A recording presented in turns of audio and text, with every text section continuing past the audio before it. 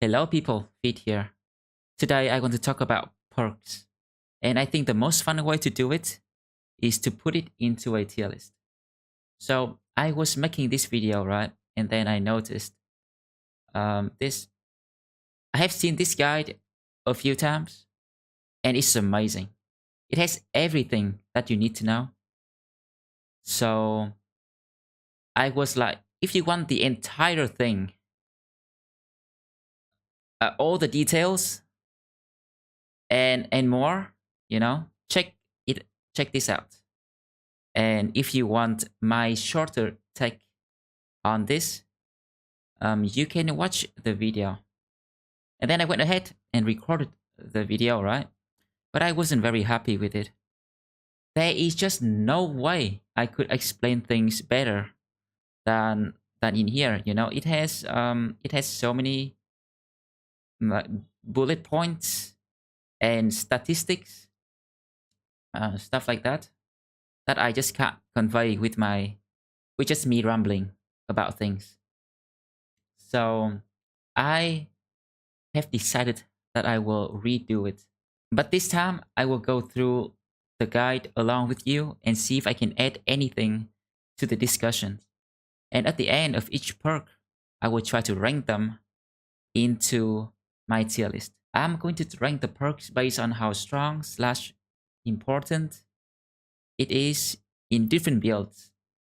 For example, if it is an auto pick in some of the best builds out there, it's going to have a high spot. And if it's sometimes picked in a weaker build, it's going to be lower. So from top to bottom, I have S, A, B, C, D, F. S tier is build defining perks. For example, let's take the Fencer, right? For a Fencer, you know he's going to be nimble. So things like that, I'm going to put into the S. And then once I know what build is, if a perk just isn't auto included in that build, in some of the really strong builds, I'm going to put them into the A tier. And the B tier is for the perks that aren't going to be super strong otherwise, but for certain builds becomes amazing. C tier are for the perks that aren't that good, but in certain situations, maybe your playstyle, maybe your depending on the brother, depending on your company, depending on the enemies that you are facing, becomes quite good. D tier are for the perks that are very good, but maybe in some cases you can make it work. And F tier are just the trash perks. Alright, don't pick them. Alright, I'm gonna jump right to the first perk. It's fast adaptation. Gain additional stacking 10% chance to hit which each attack that misses an opponent. Alright, bonus is reset upon landing a hit. So it's improved accuracy. It really helps low melee skill bros hit things. And okay, so if your bro is already good though, then it doesn't do that much.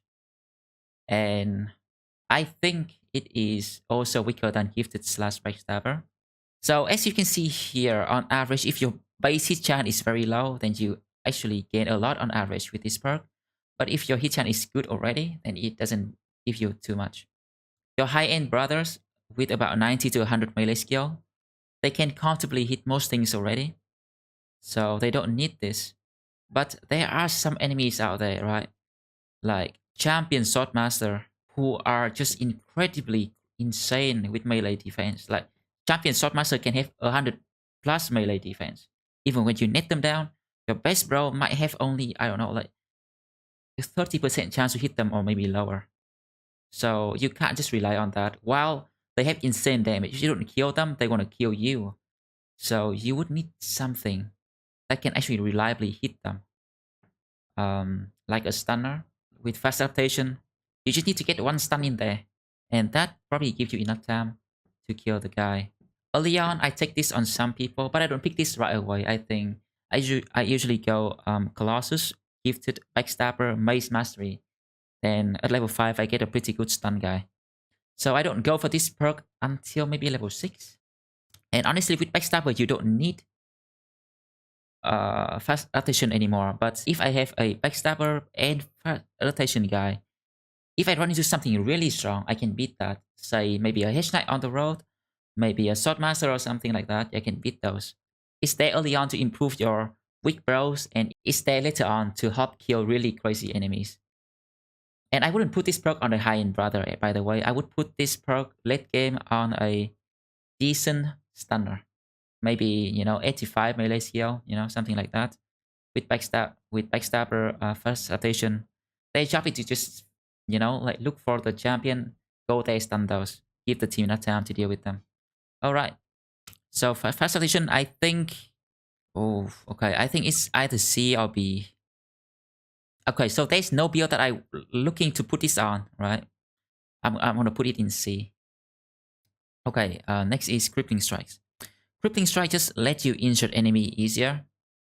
Thing is, some enemies are immune to injuries, and some enemies are almost impossible to injure.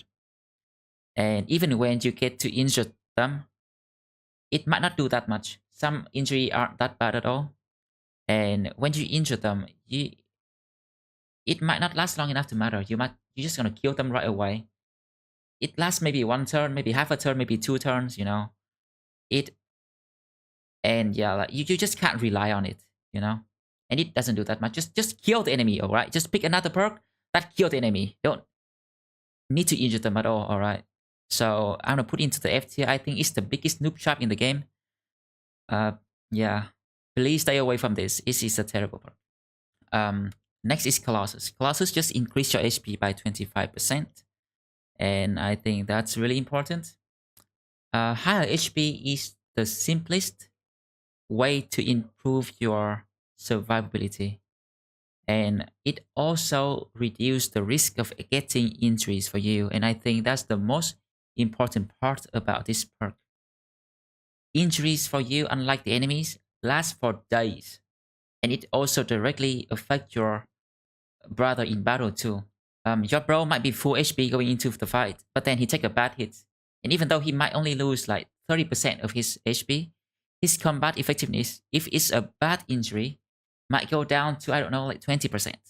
And when you are like that, you can't kill enemies anymore, and you can't protect yourself anymore, and that's how you die. It's just the simplest way, to make your bros stronger. And I like to go for about 80 HP minimum with Colossus. So that is about 75. I mean, that is about 65 HP plus Colossus, then you get about 80. If you have about 80 HP with Colossus, you get 100. That's where I feel really comfortable. Somewhere about 90 to 100 is what I usually go for.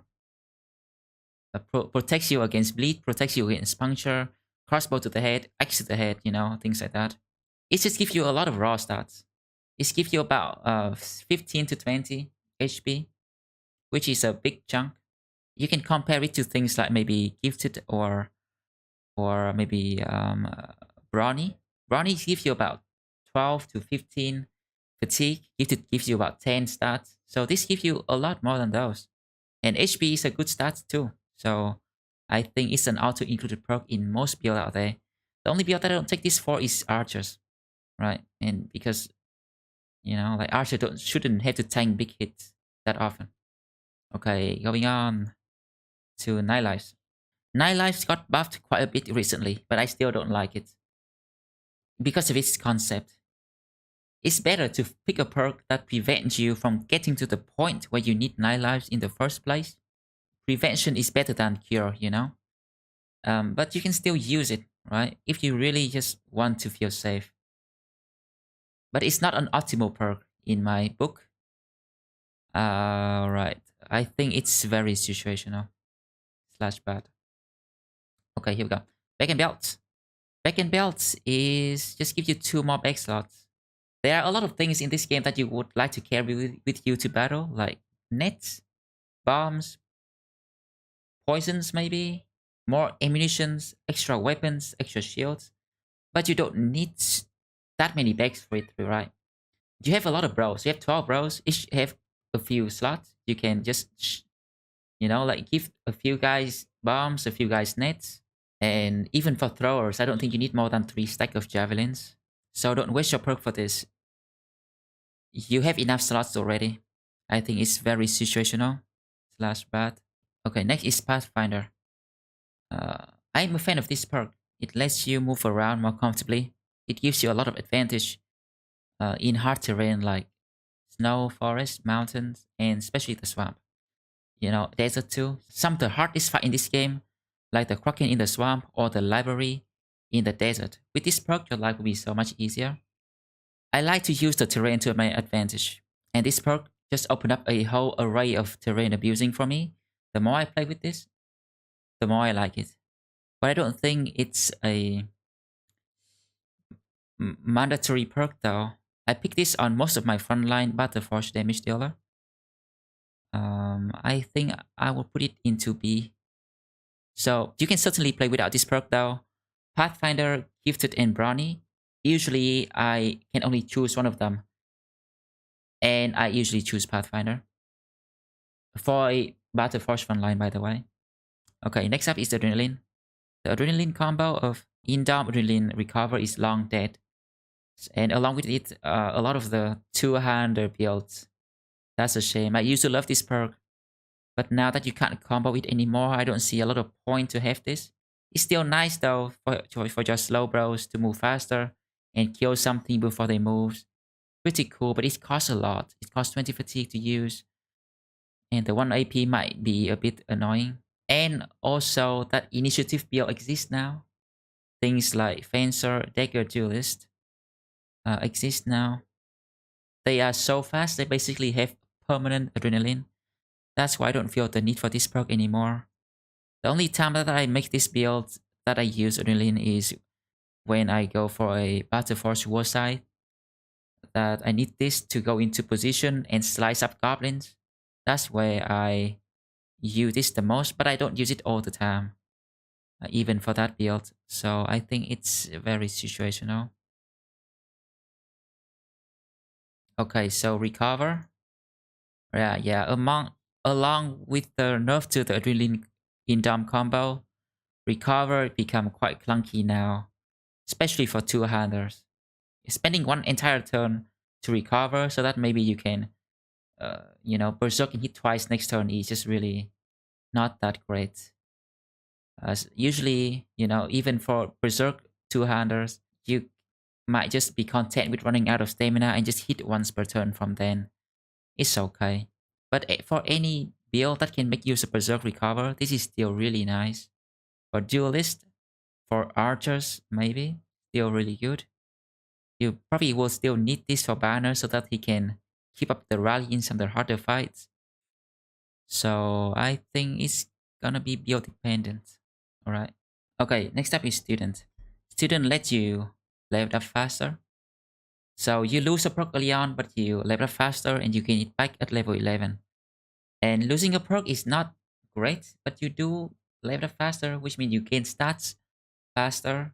It helps, right? It doesn't make up for the perk, but it helps. I pick this for most of my high-end bros, but I can see why losing a perk early on is not the greatest. So it's up to you, really. For me, it's up here. This perk is not a life or death perk. It's just up to your playstyle, I think. Okay, we are moving on to tier 2 now. Executioner. Okay, so Executioner is a damage perk, right? 20% more damage against injured enemies. Okay, so thing is, you are not gonna take Crippling Strike with this, alright? Taking the worst point in the game with Executioner doesn't make it better, okay? Some enemies have too much HP, some enemies have too much armor, some enemies are immune to injuries. Some enemies are too weak for Executioner to matter. So, it does help in some cases, but I don't think it's consistent enough to be good. You can combine this with all the other damage perk to make your damage dealer a giga damage dealer, but I think it's better to just have a balance, bro, improve his survivability or utility, things like that, instead of just going all in with damage. So I think this is very situational.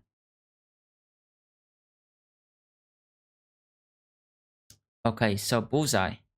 Bullseye, I used to like this, but I have learned to play without it. And I learned that you can definitely play without this perk.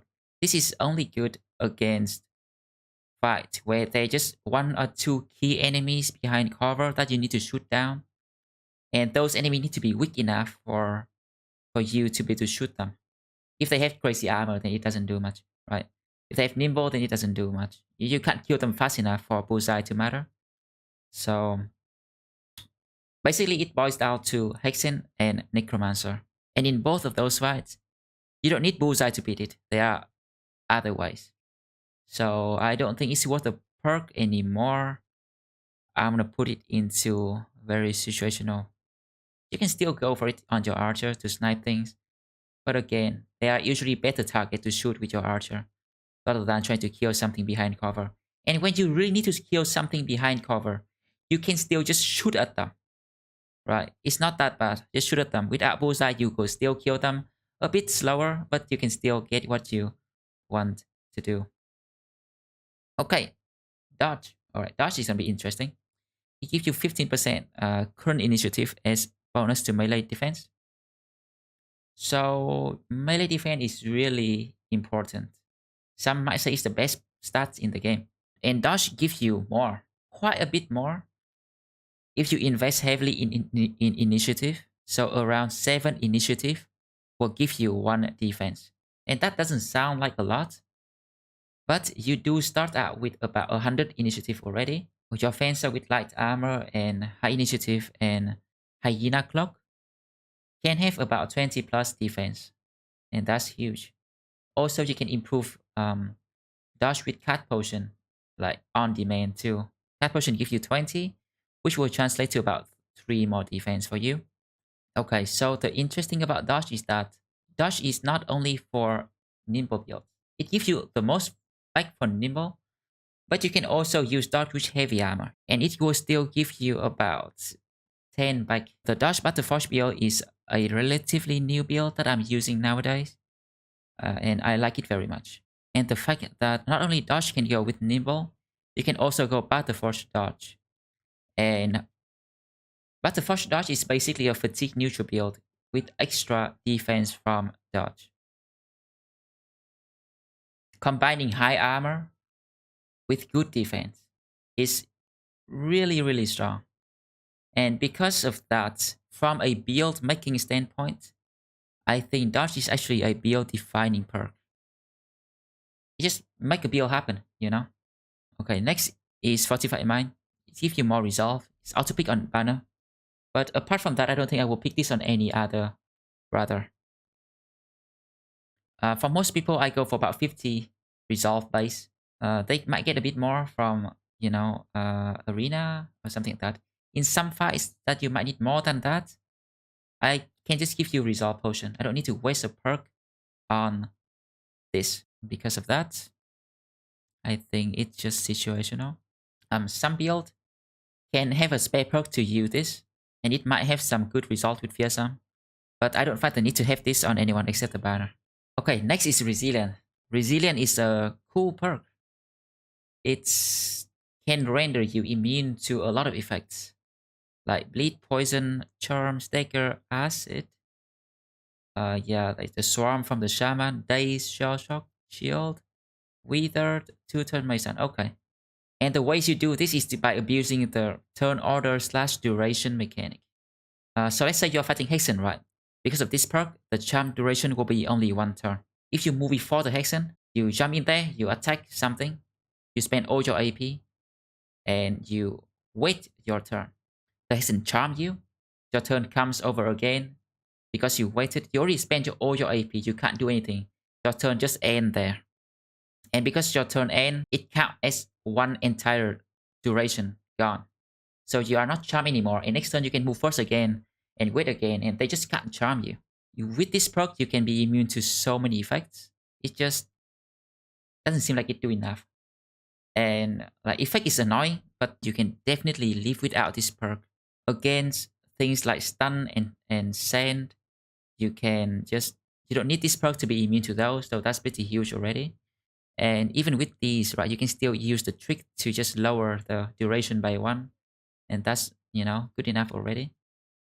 So it's a nice perk to have, but I just can't ever find the extra perk point to give to my bro. I rather have something else. So I'm gonna put it in very situational. Though I almost want to put it here, but I never bring myself to use it. I think against those fight, right? You don't need this perk to beat them. With this perk, you can beat them very comfortably, but you don't need it to beat them. Alright, you can just gonna put in a bit more elbow grease, so you have an extra perk for other situation, more important situation. Alright. Okay, so steel brow.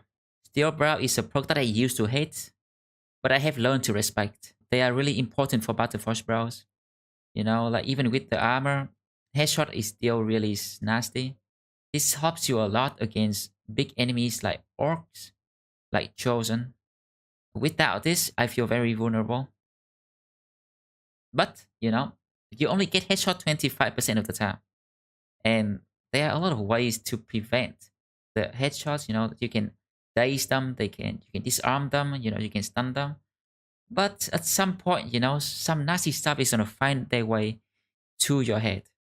And that's when you're gonna be really grateful that you have this. I used to hate this, but I've learned to respect it.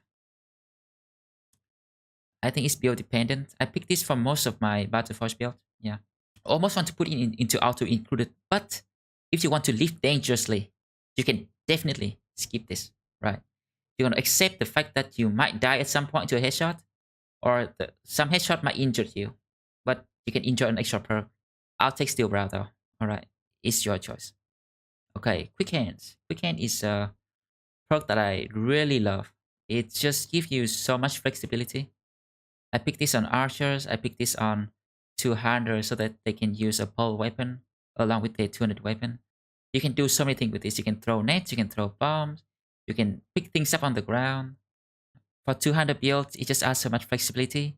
For archer build, I think it's a must-have. You can swap between bow and javelin. You can, like throw more javelins. You can shoot two guns in a row. It's pretty nice. Okay, so next is gifted. Okay, gifted is a perk that I respect, but I hate. Yeah, it increased melee skill and defense, which is the best stats. I hate this perk because it's just really boring. But I know how good it is. Mathematically, it's amazing. So it is less important on high-end bros, though it is still really good. But because I don't need this for high-end bros, I would take another perk. And hopefully that one perk is on par or better than gifted. But gifted is never a wrong choice, I think. You can always take this. Yeah, if you want the math, right, you can check it. Here, I think it's explained very well. When it compared to other perks, definitely a good perk. I just don't like it, man. I almost want to put it into auto included. But for me, I'll put it into build dependent. Right, you have a choice, right? You can take this perk, which is a really good overall perk. Or you can play without it and enjoy another perk. So I don't think it's auto included. Okay, next boys is Backstabber. If you more hit chance when you surround things, it can be very good if you use it well. Your high-end bros won't need this though. I think your high-end bros have enough already. They don't need to rely on Backstabber. This is good on Stunner. I love this perk early on. Can help you puncture things easier. Can help you stun dangerous things easier. Right. I don't have this on any of my endgame builds though. So I think it's situational. Okay, next is Anticipation. I used to use this on my archer, but I don't think you need it anymore. If your archer stay behind your front line, they should be relatively safe already. And I give my archer about 20 range defense, so they don't get targeted by enemies archer that much. And they can still dodge, enough things. The only time where I anticipation would be somewhat nice to have is when you get ambushed by a lot of ranged enemies like goblins or mercenaries. There are some fight in the game that force you into such an ambush. So it could be nice there. But still, if you position your archer well, you should not need this at all. So I don't see a use for this perk anymore. Right, your frontline battle force bros should be able to shrug off arrows. Your nimble guy have dodge, so they should be able to dodge something. Actually, the guy that get focused by Archer the most in my team is my banner. And because he has nimble without dodge, so get focused the most. But if you position him behind cover, he should be alright, you know. I don't see this perk having a place in the game anymore. I'm gonna put it into F tier. Okay, so Shield Expert is pretty good. For what it does, it gives quite a bit of defense. But the biggest downside for Shield Expert is having to use a shield in the first place. The Battle Brother is a game where it's better to just kill enemy fast rather than trying to tank them. Right. It is fine to have, you know, a few bros that specialize in tanking so they can soak up the damage while others have an easier time killing enemies. That's where tank come into play, right? And I only take this for a tank. Maybe for a stunner that you know live long enough. But I only take it for a tank, so I think it's yeah, C tier. Alright, let's go to Brawny. Brownies, I think it gives you around 15 fatigue. The better armor you have, the worse it is. So later on, with good flame armor, it gives you about 12 fatigue.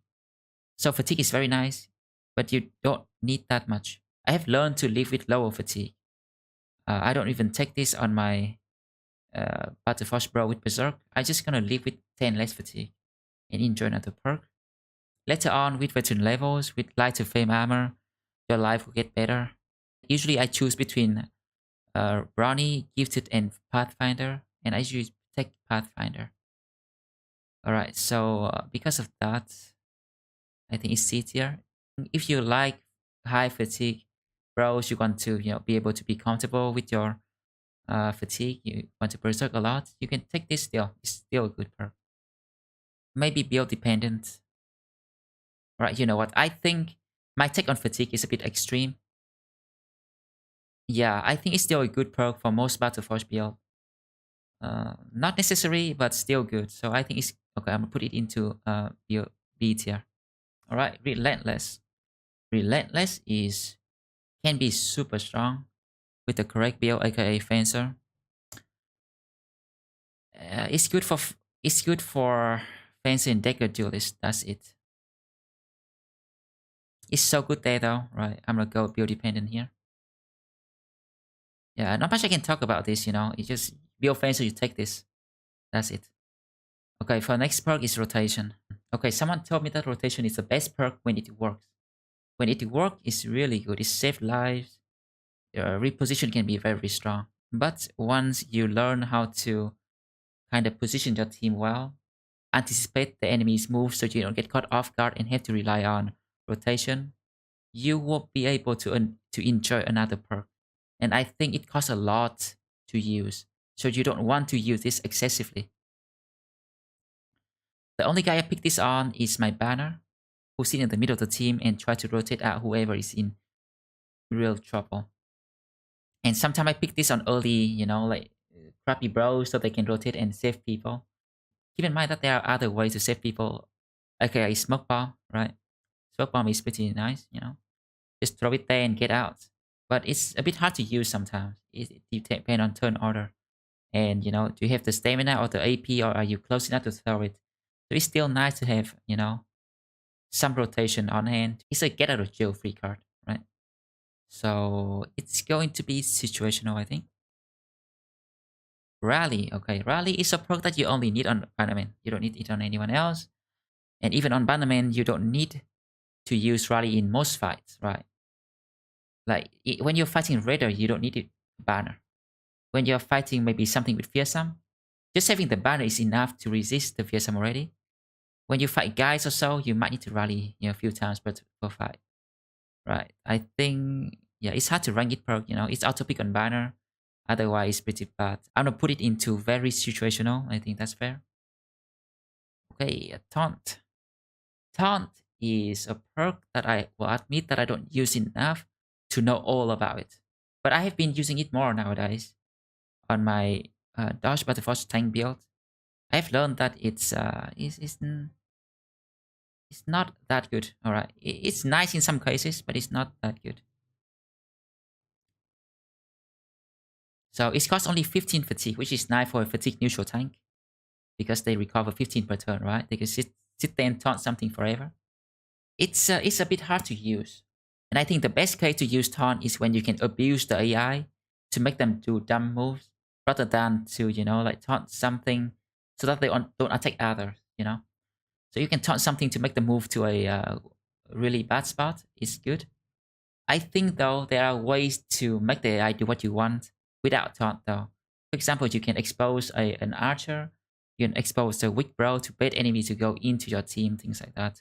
Yeah, and instead of having the enemy hit your tank, I feel like it's better to just make sure that the enemy can't hit anything in the first place. You can use daze, you can use um, a net, you can use stun, you can use disarm, you can use overwhelm. There are better way, I think, to disable an enemy. Taunt can't help, but from my experience, it just doesn't give me what I want. I'm gonna put it into very situational. Okay, for weapon mastery, I will rank them at the end, based on the strength of the weapon class, I think. For now, let's move on to reach advantage. So reach is good for two-handers, but two-handers aren't as good anymore. It's still pretty nice though, if you can afford it. I find that there is usually a better perk than reach, but if you have the spare perk, it's still pretty nice. It gives you defense, which is, always good. So I want to put it into...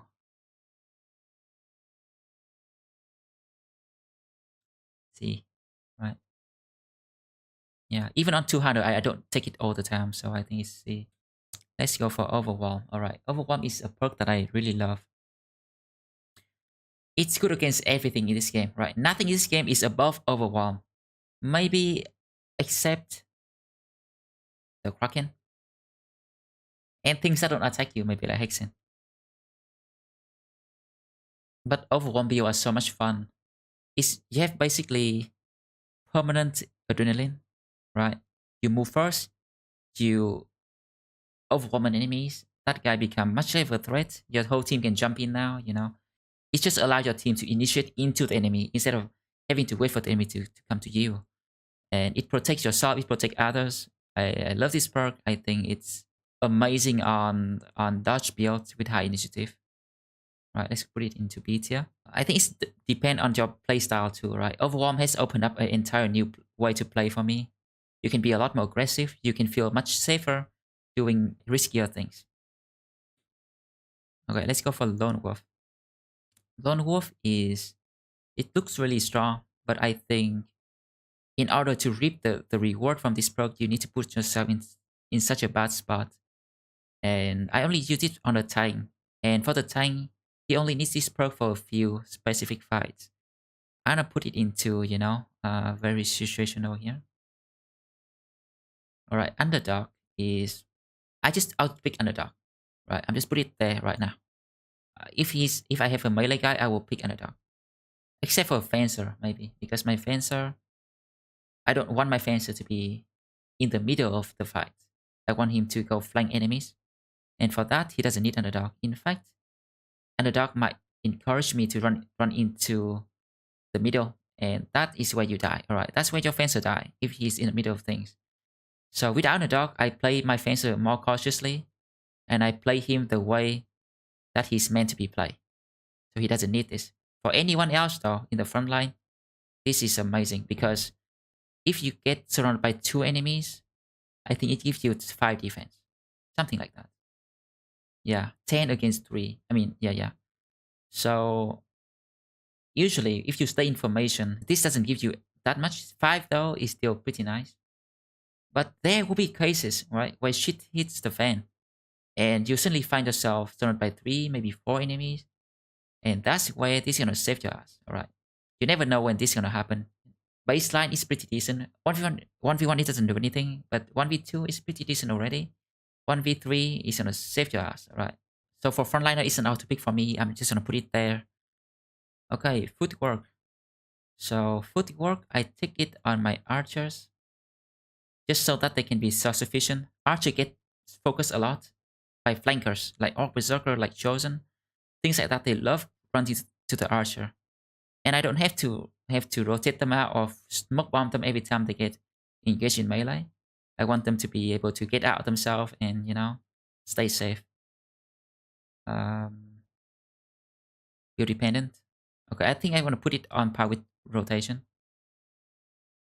You can have archer without footwork, by the way. You don't need it. You can smoke bomb. You can be more cautious with your positioning. But it just gives you peace of mind, right? Make sure your archer never get into big trouble. So, Berserk, here we go. Berserk, I think, is one of the best perk in the game. It gives you so much damage, right? Combo well with Recover. Anyone with 4 AP weapons should use this perk for sure. I think it's auto include. For two-handers, right? I still take this on some 6 AP weapon builds. You can go fatigue neutral or you can go Berserk. I'm actually leaning toward fatigue neutral nowadays. But I think Berserk is still really nice. Headhunters. Headhunter is... I hate this one. I don't think it's a good perk at all. So the only time when I use Headhunter is for the new and improved 200 flail build. That build really rely on headshots. Like if you hit them in the head, it's great. If you hit them in the body, it sucks. So you want to try your best to hit them in the head. So that's where Headhunter come in. I still want to put it into the very situational tier though. And even with Headhunter for a 200 flail build, it's still a meme build, right? It's a fun build, don't get me wrong, it's fun, but it's still a meme. It's not good, it's a meme. Okay, let's go to Nimble. Right, don't think much need to be said about Nimble. It just make you so much tankier when you are wearing light armor. And you don't need to wear the lightest armor. You don't need to wear exactly 15. You can wear like 20, 25. And the damage reduction is still gonna be enough to be good. Basically, it just means that you don't take injuries, right? As long as the damage reduction is enough to prevent injuries, it's good. So you can go Nimble, you can go Heavy Armor Nimble, you can go Nimble Forge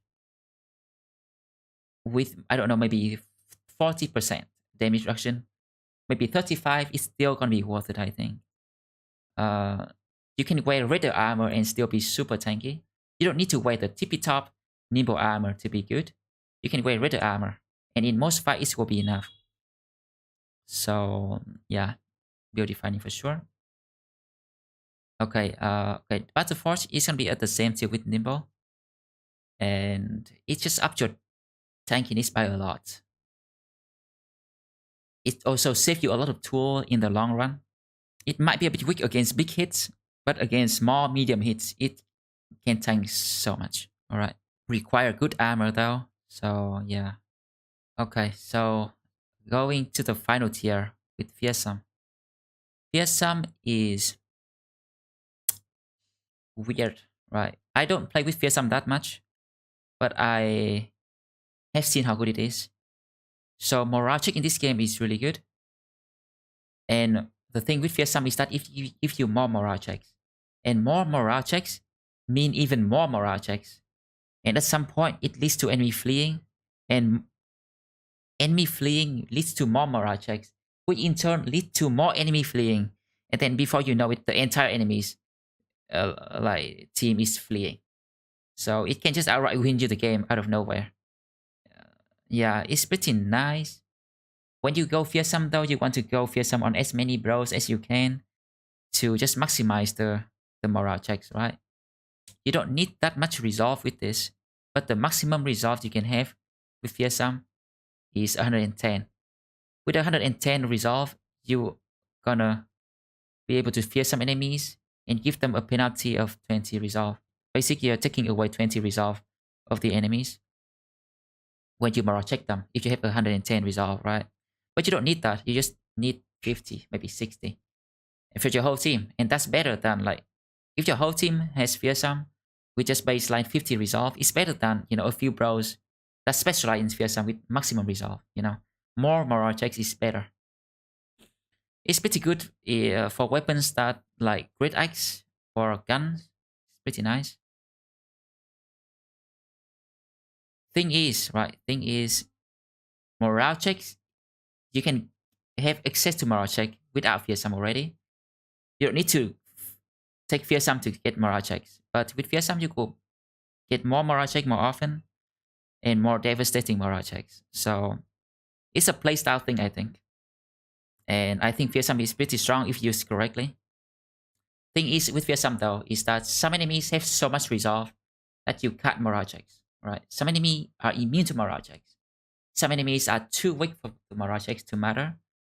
But there are a good chunk of enemies that fearsome is good against, like any humanoids, goblins,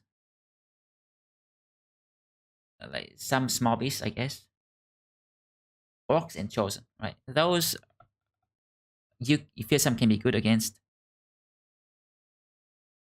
So, but are you willing to give fearsome to your whole team to make it work? It's up to you. I think I will put it into B. I think it's on par with overwhelm. Okay, next is duelist. It gives you more armor piercing. Basically, you will do more damage to HP, and that makes you kill enemy a lot faster. You don't need to go through the armor as much. You can just go straight into the HP and try to kill them. So okay, it provides such a big increase in damage for javelin throwers, fencer, dagger duelist, mace duelist, even axe duelist or cleaver duelist. It's a crazy amount of difference. So because of that, from a build making standpoint, I'm gonna put it into the S tier. The thing about the duelist build is that it doesn't do anything against enemy with no armor. If there's no armor, then there's no armor to pierce through. And if there's too much armor, then even with your improved armor piercing, it's not gonna get the damage through. So it's not great against like big orc warriors, armor unhold, and it's not good against like no armor enemies, like just unholds, the beast and stuff. But against anything with about 100 to about 200 armor, it does well. And against enemy with high armor, you just need someone else to just knock the armor down a notch, and then you get them into the sweet spot of the duelist again. And those I can kill them very quickly. Very strong boat, I think. Build defining for sure. Alright, let's go to Killing Frenzy. Killing Frenzy gives you 25% more damage for 2 turns if you kill something. I think it's just the most reliable, best damage perk out there. Yeah. If you are more conscious about spreading the Killing Frenzy out, like just not taking a kill whenever you can get it, but trying to give the kill to someone with Killing Frenzy so you can kickstart the Killing Frenzy chain, you want to see a lot of difference. I think it's an auto include for damage dealer. Basically any damage dealer, auto include right there. Okay, Indomitable, our last perk. Indom used to be really good. Now it's a bit clunky to use now. There are still so many in this game that require Indom. I've been living without Indom for a while now, and I'm starting to miss it. Against Lindworms, against like Unholds, against Orcs. Nowadays I build fatigue neutral tanks with dodge, just shield wall forever. But I do miss Indom sometimes. Sometimes my tank just get hit with a 5% really hard, and it sucks. But Indom is so clunky, so expensive to use. I've had to put it here, but I hope it can come back one day. And I'm thinking of like revisiting this perk in my build and see how much I need it. All right. For now though, very situational. So all right, let's move on to weapons now. I think for weapons, right? For mace, we can go. Mace duelist is one of my favorite builds. Stunner is one of my favorite builds. 2 hard mace aren't the best, but it's pretty nice to have access to the dice.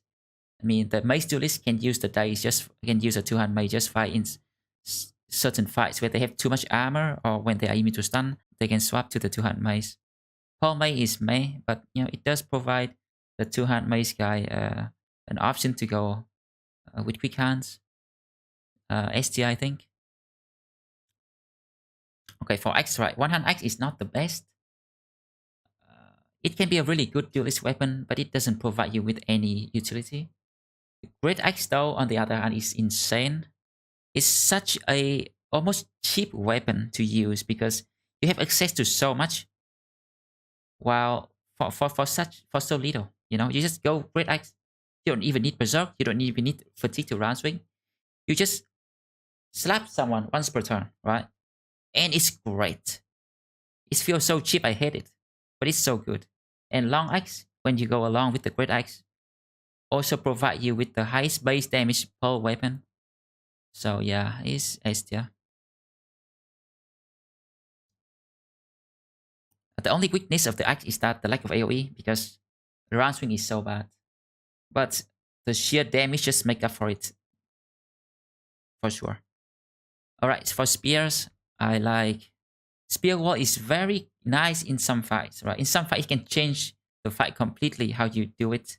Not super strong though, damage-wise, right? That's why it fall off in late game. Early on, it gives you 20% hit chance, which is amazing. I'm gonna put it into very situational, I think. I rarely build a dedicated spearman because the damage is just not good enough. And when I need a spear wall really badly, I can just put a spear on a decent guy, and he should be able to spear wall just fine, right? Okay, so for swords, right? So the Fencer is not the strongest spear in the game. The Great Sword is not as good anymore. Warbrand is, like dog shit. Other straight sword builds, Repose is pretty sad.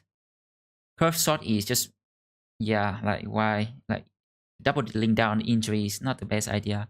So only fencing sword is that good. But it's really good. Yeah.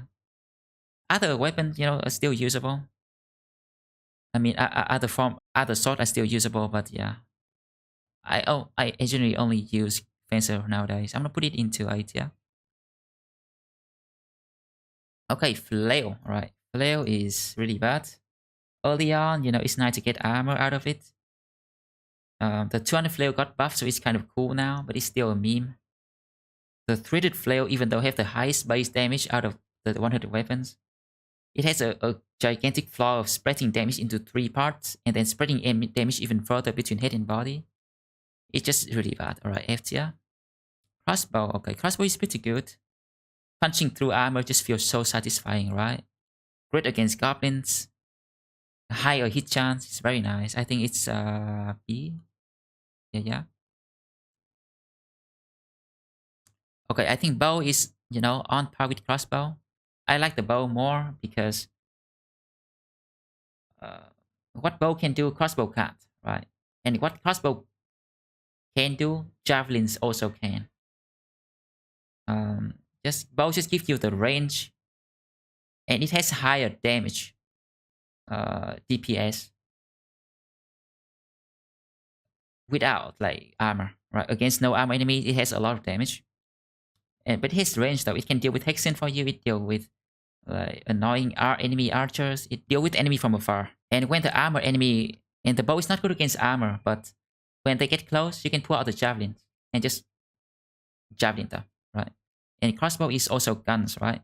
And gun is not the easiest to use weapon. It's a bit clunky, but it can be nice, alright? So I do prefer bow to crossbow, but I think they are about the same. I want to put javelin over there too. Just a lot of damage up close. Give the bows the damage it needs to punch through armor. Okay, next up is dagger. And I love dagger builds. Partly because of overwhelm. It's just so good. And the dagger costing only 3 AP per hit is such a game changer compared to other weapons. This gives you a lot more flexibility and allows you to allocate your damage more efficiently. And yeah, the Kata dagger build is, even without a death blow, it has such high DPS. It's insane. And also it helps you puncture things, right? Okay, cleaver. Definitely one of the best weapons in the game. I think 200 cleaver is insane. With the high base damage along with decapitate. And then you can also use the whip, which has disarm, which is pretty nuts. Right.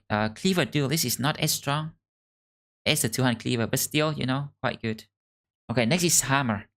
Hammer might be the last 200 build that I really feel the need to build because it's offer me something that other weapons don't have. It offer really high armor damage, right? And it offer stagger, which is basically stun against unstunnable enemies. It also offer AoE that without the 200 weapons, you are kind of lacking nowadays. So I still build Hammer, but they aren't as good anymore. I'm gonna put them into C. And I think I will also put Polearm into C because if I build a 200 mace, I'm just gonna go with Pole Mace with quick hands, X with Pole Axe, right? Cleaver with whips, and Hammer with Pole Hammer. I don't want to waste a perk to use a Polearm. I do use the Warside build though, the dedicated Warside build. And that's the only build that I take Polar Mastery, along with the banner, by the way. Yeah, I like the flexibility of Polar Mastery. Walking once and attack is good enough already. You don't need to walk twice and attack, alright? Okay, so I think that's my tier list right there. I will try to reposition them a bit. The perk that I think is the most important, I will try to put in the front.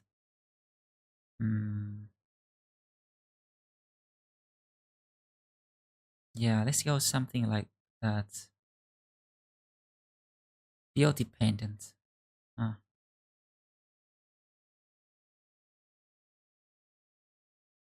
Okay, I think Overwhelm and Fearsome is really good. Okay, Gifted might deserve the top spot. I don't know. Yeah, something like that maybe. Really like Quick Hands too. Also like this. Something like that, alright. Down here, it doesn't matter too much.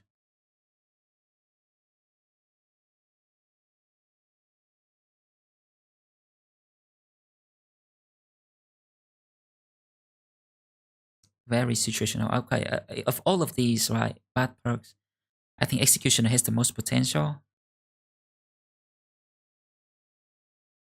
Yeah, the rest are kind of the same, Some are definitely better than others. Some has more potential than others, for sure. Something like this, I don't know. Break and Bell I don't think deserve such a high spot. Headhunter I think is okay, actually. Something like this, okay.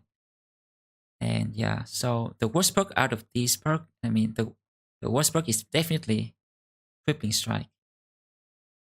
Okay, so that's my tier list, boys.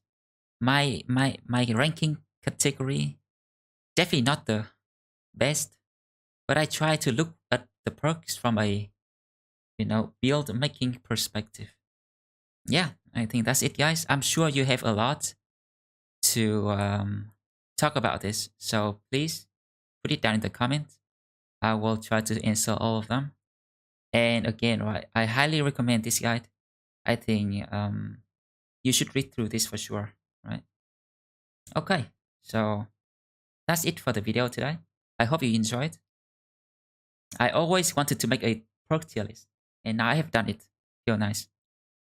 And if you enjoyed the video and you want to see more, consider subscribing.